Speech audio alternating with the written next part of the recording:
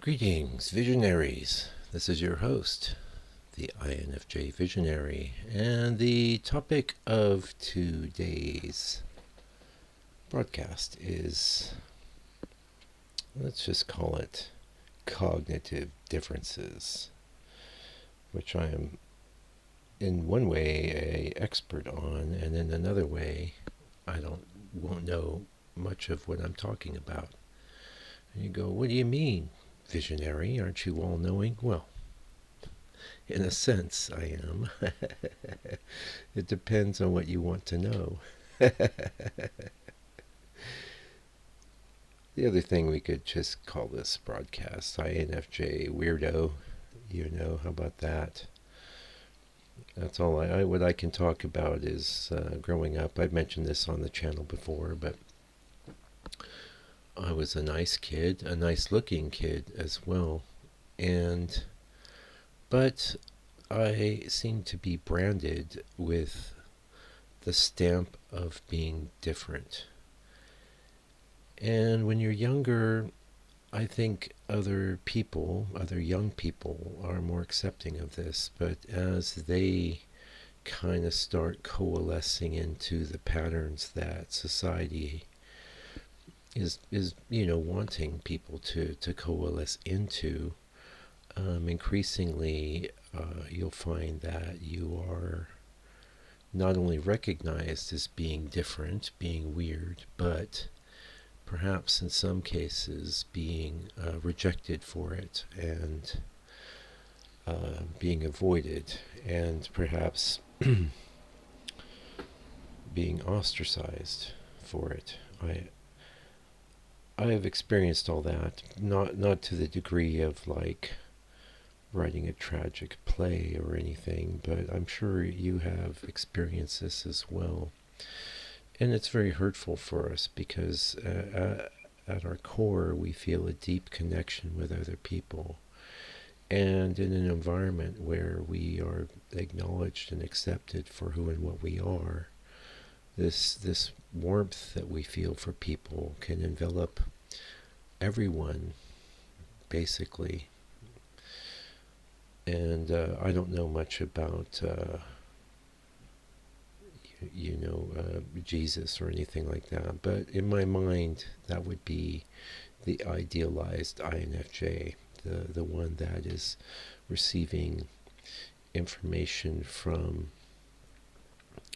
the universe, so to the degree that they are not separate from the universe, on the one hand. On the other hand, being deeply connected to all other human beings.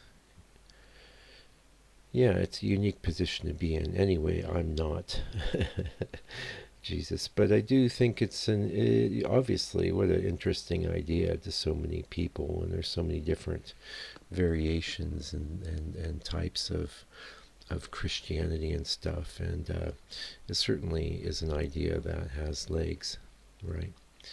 But getting back to just being cognitively, I just saw a video. I didn't watch it. Maybe it's still there. Neurodivergent. It's right there. Yeah. I was just outside sitting in the sun, and a lot of times the INFJ visionary will take their phone out with them and listen to a YouTube video. And on that particular channel, I get a lot of INFJ stuff, and it kind of primes the pump. I honestly don't know what I'm going to talk about sometimes when I sit down, and to the degree where I could be avoidant, I could avoid this, and because I don't have a plan, which is not really INFJ styles.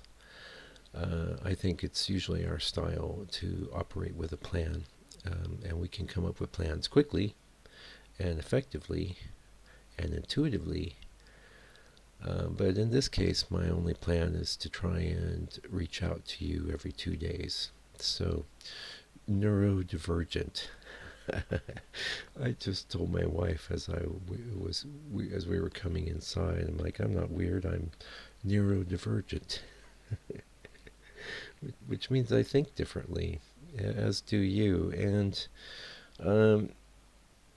as do the INTJs, but that was another broadcast I was listening to. It was not a very good broadcast. I think most broadcasts, honestly, that try and address both types are doomed to fail because we are very different. And that's one of the things that kind of came up. It's like we have the introverted intuition. It's like this vast, pressing.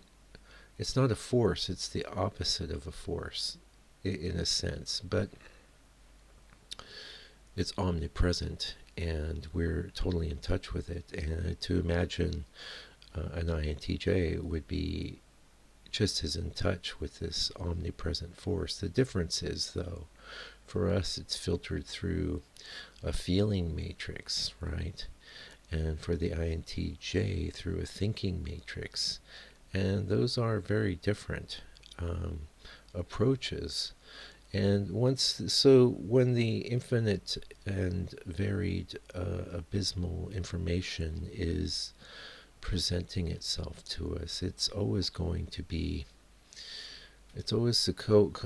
coalesce around whatever it is we are concerned about or care about, because we can access information about just about anything. And this is one of the things I think we have very much in common with the AI, as I mentioned in one of my quite early broadcasts. I think the AI is like that. It has knowingness about all things in a sense, but it doesn't access or even know that it knows until you ask it. And we're like that too, except that we don't have as easy of an ability to summon up any specific thing. We have to kind of amble along and get kind of buffeted about by the eddies and currents of life.